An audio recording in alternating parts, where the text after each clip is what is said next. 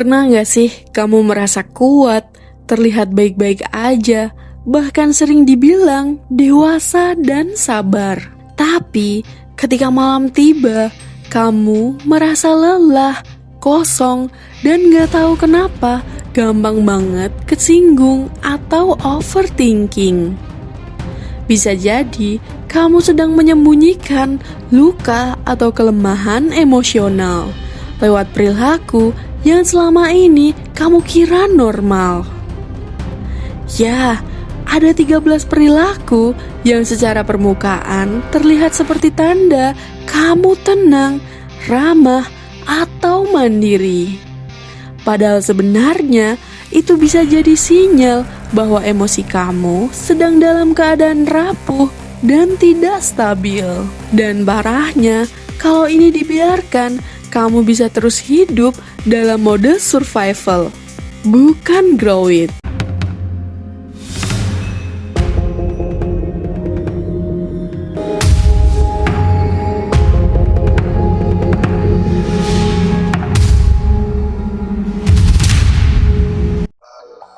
Tiga 13 perilaku yang terlihat normal, tapi ternyata tanda kelemahan kamu secara emosional.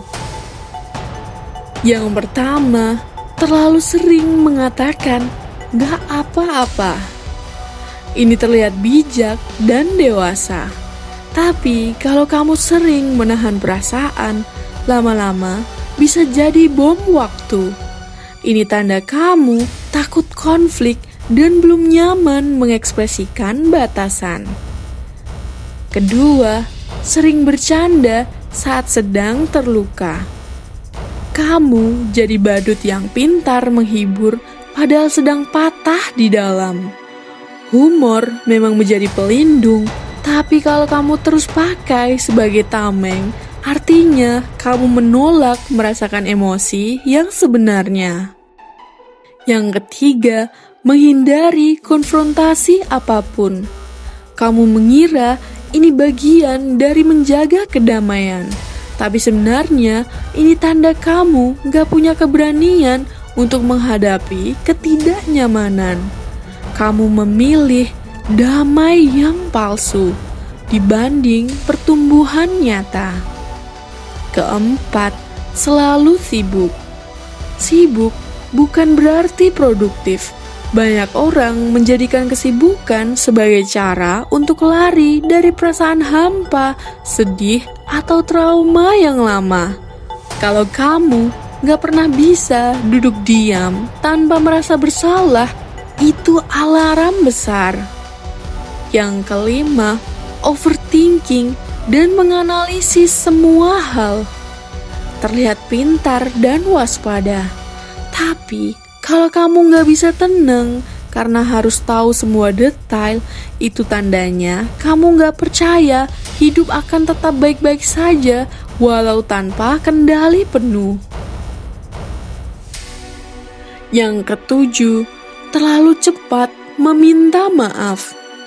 Kamu takut membuat orang kecewa, takut kehilangan relasi, akhirnya kamu jadi people pleaser yang selalu merasa bersalah bahkan untuk hal yang bukan salahmu.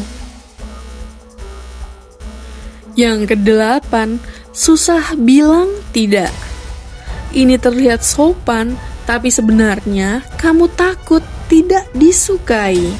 Ketakutan ini lahir dari luka penolakan yang belum sembuh. Yang kesembilan, sering menunda hal yang penting. Prokrastinasi bukan soal malas. Ini bisa jadi tanda kamu takut gagal, takut sukses, dan takut menghadapi tekanan. Yang ke-10, suka mengisolasi diri di masa sulit. Kamu berpikir ini bagian dari menenangkan diri. Tapi kalau kamu menghilang setiap kali terluka, bisa jadi itu pertanda kamu gak percaya orang lain cukup aman untuk tempatmu bersandar. Yang ke-11, gampang merasa tersisih. Ketika teman gak balas chat, kamu merasa nggak dianggap. Ketika pasangan sibuk, kamu merasa dicuekin.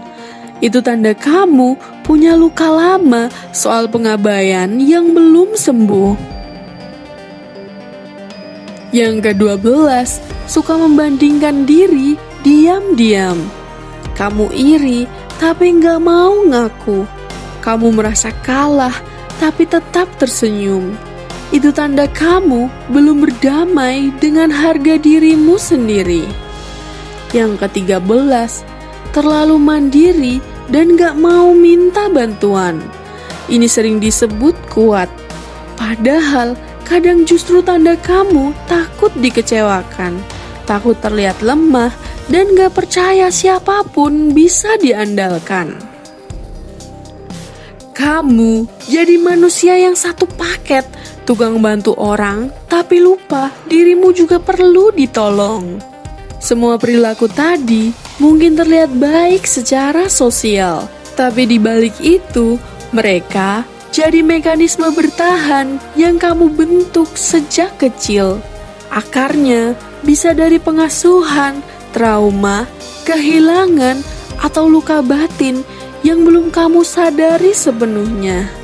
Tapi kabar baiknya, kesadaran adalah langkah pertama menuju penyembuhan. Solusi cara menguatkan emosi. Yang pertama, journaling emosi. Latih dirimu untuk menuliskan apa yang kamu rasakan secara jujur tanpa sensor. Kedua, validasi diri sendiri. Berhenti menunggu pengakuan dari luar. Kamu bisa belajar bilang ke diri sendiri, perasaanku valid. Yang ketiga, latih keberanian hadapi ketidaknyamanan. Mulai dari hal kecil, berani bilang tidak, berani mengungkapkan rasa kecewa. Pelan-pelan, kamu akan merasa lebih bebas. Yang keempat, berhenti jadi sumber cahaya untuk semua orang.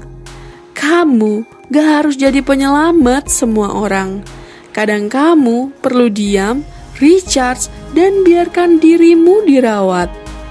Yang kelima, inner child healing dan meditasi. Luangkan waktu untuk mendengar luka-luka masa kecilmu. Kamu bisa pakai metode seperti guide meditation, EFT tapping, atau konseling psikolog.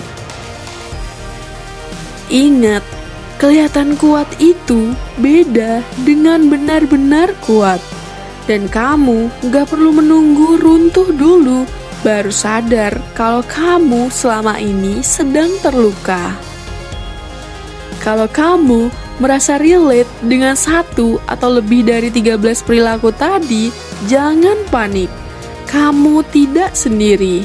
Coba tulis komentar di bawah perilaku mana yang paling kamu sering lakukan dan gimana rasanya setelah kamu sadari.